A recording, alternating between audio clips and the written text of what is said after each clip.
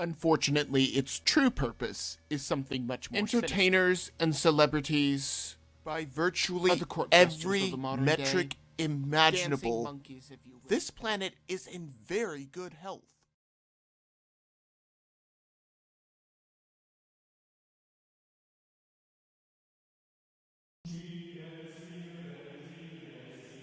I might be stepping on a few toes with this, but I do not care. BLM is a terrorist organization. Yet, Democrats support it and its slogans are acceptable graffiti on the street. BLM took down a statue of a slave trader and replaced it with a representative from their terrorist group.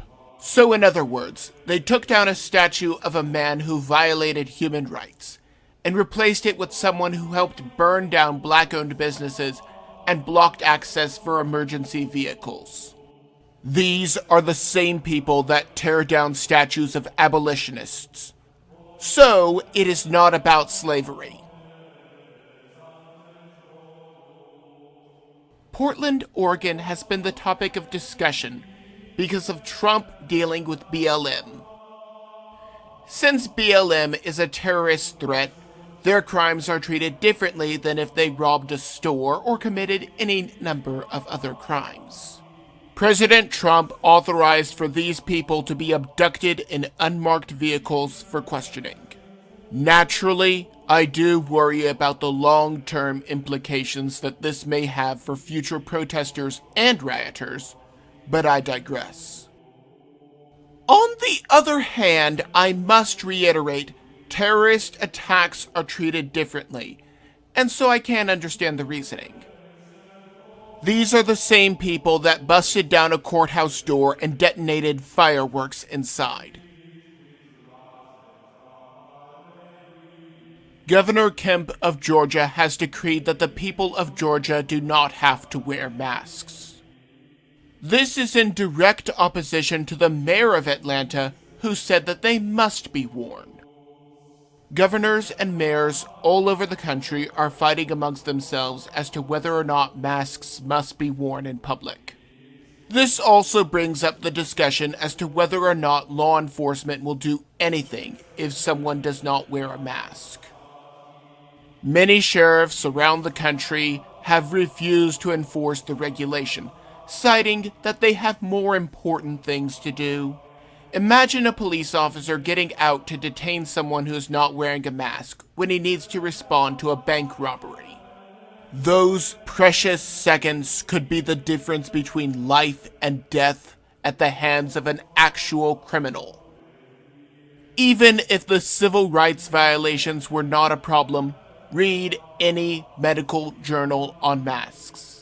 The mask needs to be changed several times a day, even in a sterile environment. But people are wearing the same mask all day long and breathing their own bacteria back in. There are more than enough scientists pointing out the flaws in this mandate for the mandate to not even be there. Liberalism. Ideas so good, they are mandatory.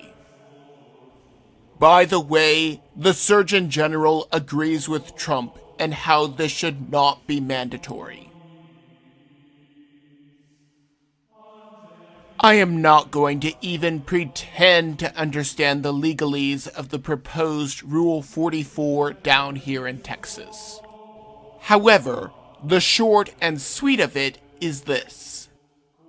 Republican representatives may be censured and silenced by a majority vote. If the person is censured, he is barred from supporting the party directly and/or becoming a candidate. It is scary that this exists at all, but to see it targeted toward a single party is even scarier. A Kentucky couple was placed under house arrest when the wife was told to forcibly quarantine herself, but refused. Since you would not quarantine yourself over the flu, you should not quarantine yourself over the China virus. Because the document could be used to prevent her from going to the ER without authorization from the health department, or to see a dying relative, it was clearly too broad. Now she and her husband have been locked in their home. Masks were just the beginning. Redwood City, California became a focal point of controversy because a supporter of BLM was allowed to paint Black Lives Matter on the street.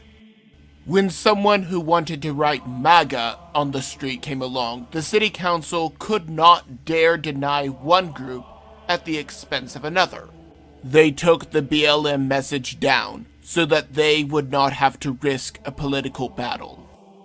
Meanwhile, in Salt Lake City, Utah, a mural stating that baby lives matter was placed outside of an abortion clinic.